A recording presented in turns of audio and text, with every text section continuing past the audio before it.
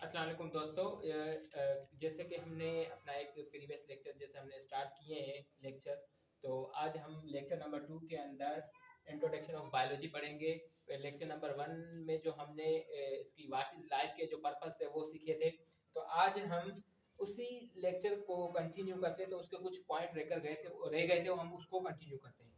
तो नंबर 6 पर जो है वो डेवलपमेंट है, यानी इंसान है, इंसान की नशोनुमा होती रहती है, तो उसके साथ साथ उसकी डेवलपमेंट भी होती है।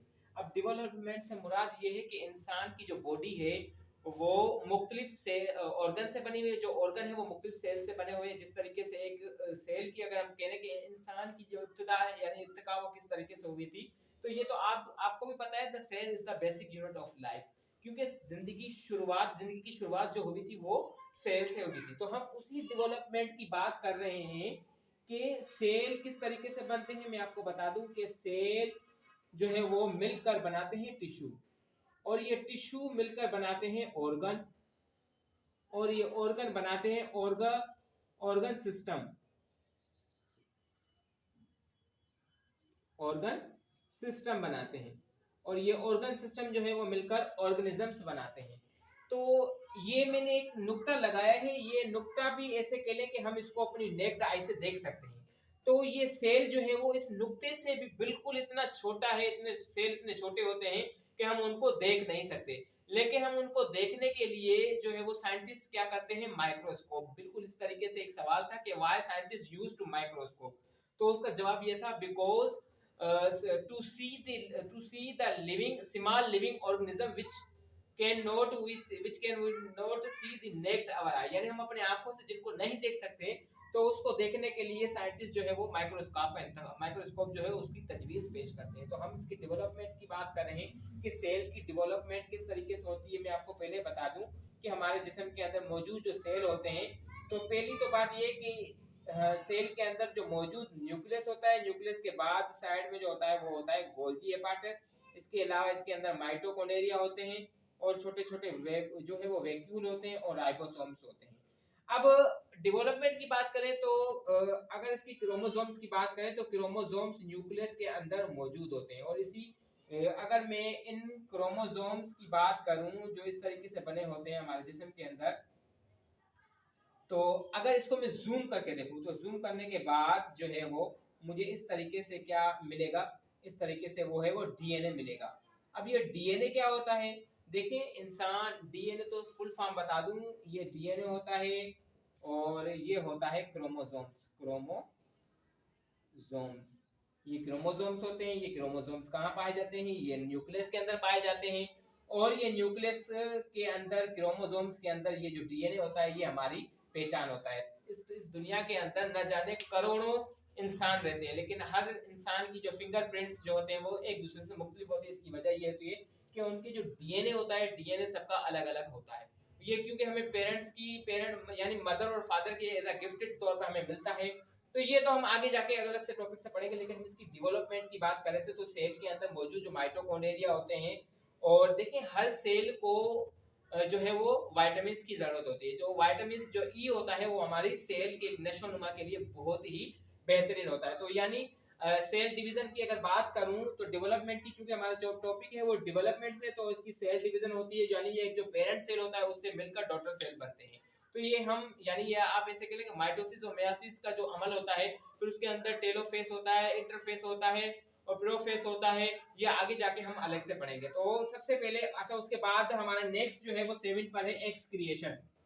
अब ये एक्स क्रिएशन क्या होती है, एक्स क्रिएशन ये होता है कि हम जो पानी वगैरह पीते हैं, मेटाबॉलिज्म जब होती है हमारे ब्लड के अंदर, चूंकि हमारे ब्लड के अंदर जो है वो ऐसे कह लें कि हमारे ब्लड के अंदर जो मौजूद जो जरासीम होते हैं वो जो है वो बाहर खारिज होते हैं, यूं कह लें।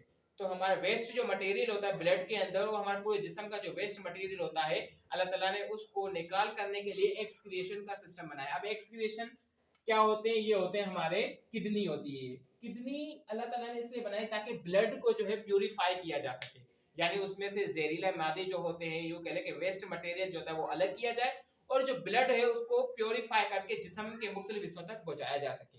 एक्सक्रिएशन का जो है वो हम आगे चैप्टर के अंदर पढ़ेंगे। जो अल्लाह ताला ने हमारे जिस्म के अंदर ये जो किडनी बनाई है, किडनी का मकसद, इनका रोल यही होता है कि वो ब्लड को प्योरीफाई किया करते हैं। तो एक्सक्रिएशन का सिस्टम, एक तो हमें पसीना आता है, उससे हमारा वेस्ट मटेरियल जो है वो निकल जाता है। दूसरा, हम जब पेशाब करते हैं, यूरिन करते हैं, तो पानी जैसे हम पीते हैं तो उसमें से हमारा जिस्म चूंकि 85% जो है वो पानी का बना हुआ है, तो हम जो पानी पीते हैं उसको रोजमर्रा की जिंदगी में उसको निकाल करने का सिस्टम जो अल्लाह ताला ने बनाया है उसको कहते हैं एक्सक्रीशन, और वो डिपेंड करता है किडनीज के ऊपर। अच्छा, उसके बाद हम पढ़ते हैं रिप्रोडक्शन। अब रिप्रोडक्शन क्या होता है? रिप्रोडक्शन यानी जो है वो रिप्रोडक्शन के अमल के अंदर ऐसे कह लें कि जब मेल और फीमेल्स के जो स्पर्म और एग जब मिलते हैं तो गेमेट्स बनता है। गेमेट्स बनने के बाद एक न्यू क्रिएट चीज होती है। जब भी कोई मेल या फीमेल आपस में जो है वो जो रिप्रोडक्शन का अमल करते हैं तो उसके अंदर एक समझो न्यू चीजें जो है वो डेवलपमेंट करती है, और न्यू चीज एक जो है वो दुनिया के अंदर ऐसे कह लें उसका एक नई चीज का सिस्टम इस दुनिया में बनता है। रिप्रोडक्शन का अमल ये हर अल्लाह ताला ने हर इंसान जात के अंदर, हर जानवर जात के अंदर, हर जानदार और गैर जानदार के अंदर चीजें के अंदर जो है रिप्रोडक्शन का जो है वो सिस्टम बना है, ताकि इस दुनिया की आबादी बढ़ सके और इस दुनिया के अंदर जो है वो मुख्तलिफ चीजें थी वो उनका जो एक निज़ाम है वो चल सके। तो ये कुछ व्हाट इज लाइफ के अंदर जो हमने पर्पस पढ़े थे, ये उसके कुछ मेन थीम्स थी कि भाई जिंदगी के अंदर कौन कौन सी चीजें पढ़ी जाती है। तो ये कुछ मैंने आप लोगों को टॉपिक्स बताए थे। तो जिंदगी के अंदर ये चीजें पढ़ी जाती है, तो हम उसी जिंदगी के बारे में हम पढ़ रहे हैं। तो बायोलॉजी हमें इसी चीज के बारे में बताती है।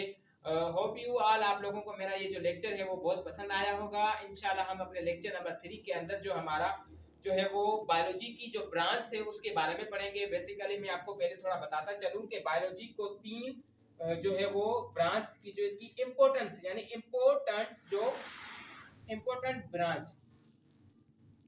इसकी जो मेन ब्रांच है ऐसे कह लें, मेन ब्रांच जो है वो क्या है?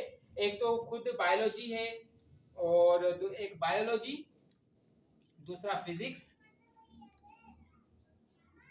फिजियोबायोलॉजी, एंड तीसरा जो है वो माइक्रोबायोलॉजी है।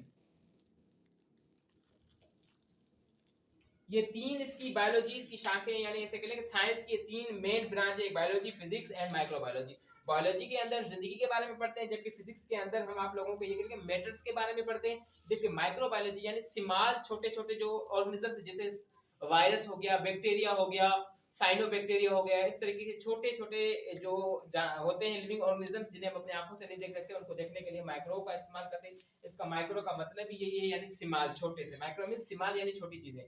तो हम इंशाल्लाह अपने जो नेक्स्ट लेक्चर नंबर 3 के अंदर इसकी डिवीजन ऑफ जो है ऐसे करेंगे, बायोलॉजी की ब्रांच पढ़ेंगे और उसको देखेंगे।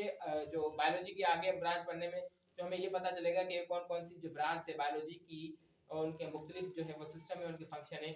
इसलिए तब तक हमें दीजिए इजाज़त, और हमारे चैनल को सब्सक्राइब करें, लाइक करें और शेयर करें। शुक्रिया।